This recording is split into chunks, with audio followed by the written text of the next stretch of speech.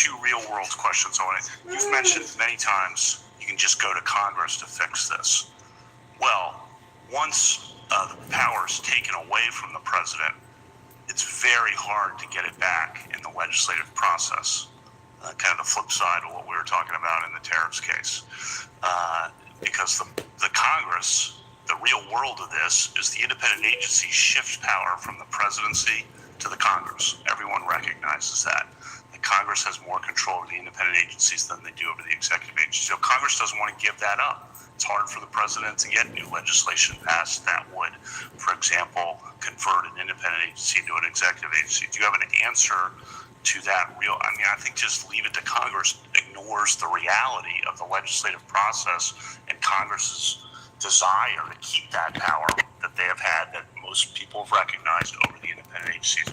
That's a theory out there. I just want to get your response to that. Yeah, I have two responses to it. One Hey, is that I Pete. don't think it's an accurate characterization of what's going on to say that Congress is aggrandizing its own power at the expense of the executive. I think, in fact, exactly the opposite. And a lot of these That agencies... famous quote, the independent agencies are ours, by a leading member of Congress, that was just... I will give you an example from the FTC Act itself. The operative provision from the very first version of the Act provides that this Act is all about defining unfair methods of competition in commerce. Full stop.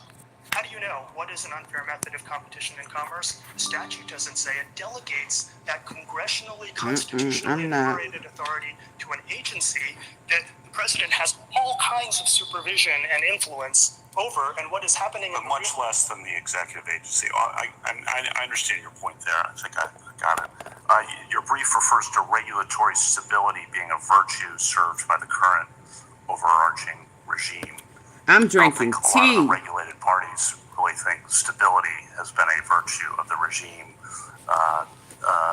because it goes back and forth when the agencies shift power. And so I think, unaccountable instability would be what they might say. So can you address why you think, and this is relevant to the stare decisis factors, I think, why you think regulatory stability is actually occurring at a lot of these independent agencies? Yeah, absolutely. So two things. One is that part of the logic of that comes from this court's decision just last term in the Chevron case, where the court said you can have a lot of regulatory instability if every single time a new administration comes into office, all of a sudden everything can change. Now, that is a problem on steroids if petitioners get their view, because you don't even have to wait for the administration to change. The president could just on a whim decide tomorrow that everything the agency has been doing is wrong.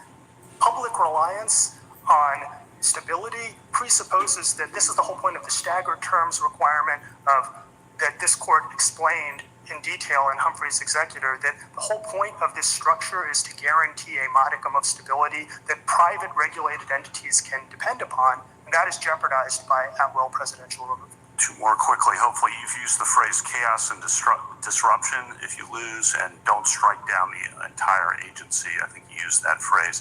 I don't think that's what would happen if you lost, and I think you would agree with what I'm about to say, which is if you lose on the merits, the proper remedy is simply to sever the for-cause removal provision, not to get rid of the FTC. Do you agree with that? I agree with part of it, but not all of it. The remedy is not to get rid of the FTC, but I think there's an analytically difficult question about whether the proper remedy would be to sever the for-cause removal provision, as opposed to, depending on the nature of the ruling, maybe one isolated power that is deemed to be quintessentially executive and that generates the separation of powers problem. Okay, last, sorry about the length of this, but this is important. Last, you said Congress is a tradition, they won't depart from it, but the last 10 years we've seen two examples of first a single-headed independent agency and separately a double for-cause removal provision. So I don't think the idea that Congress is just following the model that it's used before is really sustainable in the face of those two experiments that we've seen in the last 10 years. That's just a comment from your point about, oh, there's a model and they just follow the model. It is not an absolute rule, and there may be times when the political branches depart from an established model, and when they do so in constitutionally problematic ways, what we know from recent history is that this court will be there, and there will be time enough to decide those questions. All right, thank you for your answers. Justice Barrett? I want to just ask a quick question about history.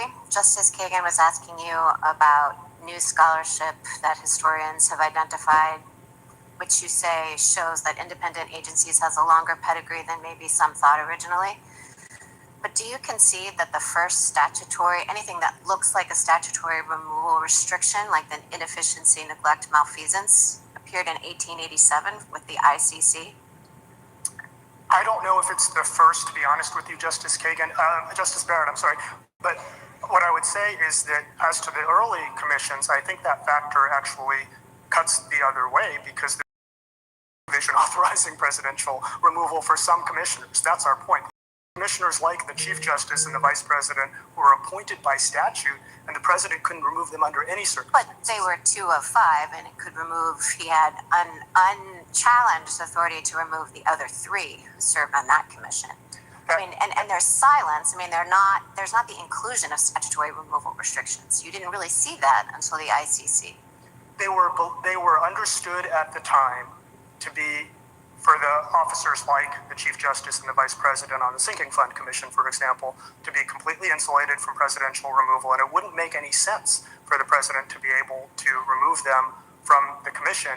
That was not the understanding at the time, as has been ably set out by many historians. But here's the bigger point, is that those commissions are, in a lot of ways, much more independent than modern-day independent agencies. And petitioner's theory is based on the idea that any time these commissions are exercising significant governmental authority, every single commission member must be subject to at-will presidential removal. And in that respect, their theory cannot be squared with founding-era practice. But counsel, the Sinking Fund had the Secretary of State, Treasury, and the AG, and there's no dispute, even under your theory, that the President could fire those 3.